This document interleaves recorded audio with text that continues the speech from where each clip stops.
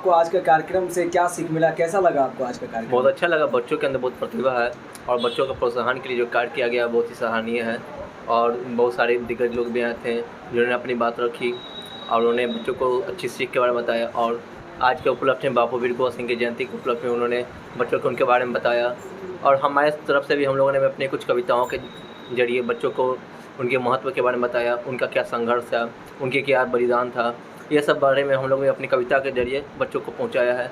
और बच्चों को संघर्ष, धैर्य, साहस और अपने आप को एक जिम्मेदारी पूर्वक आगे बढ़ने की सलाह दी है, ताकि बच्चे भी अपने जीवन में एक संघर्ष को महत्वपूर्ण इम्पोर्टेंस दें और परिश्रम करें।